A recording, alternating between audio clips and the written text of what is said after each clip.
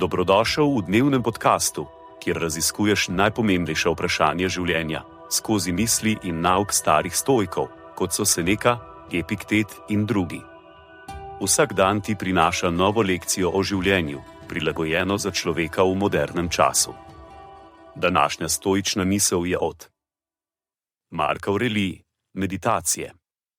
Predstavljaj si seznam tistih, ki so se razplamteli v jezi in občutili ogorčenje o nečem, tudi najbolj znanih zaradi uspeha, nesreče, zlih dejanj ali kakršnekoli posebne razlike.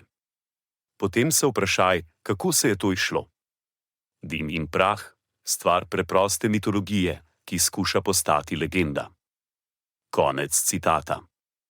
Sledi kratka razširitev te misli za modernega človeka. Marko Aurelij nas spomni, da jezni in ogorčeni odzivi redko prinesejo koristi.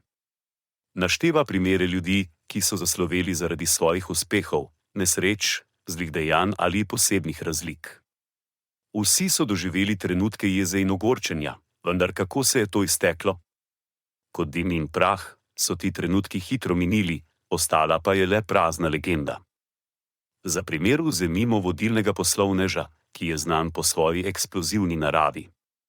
Vsakič, ko pride do napake ali napake, se njegova jeza hitro razplamti.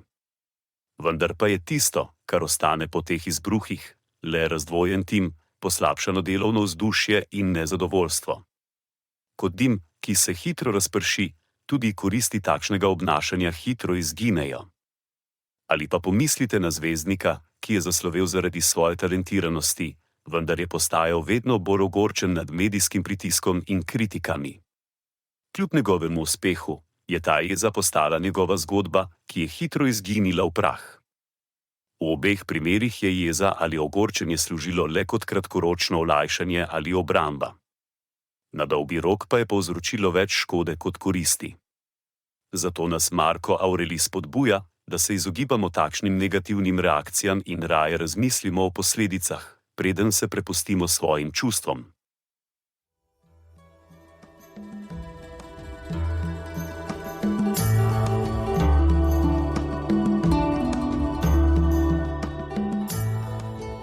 Kot pravi Seneca, nič ne osrečuje toliko kot ljubeča in zvesta prijateljstva.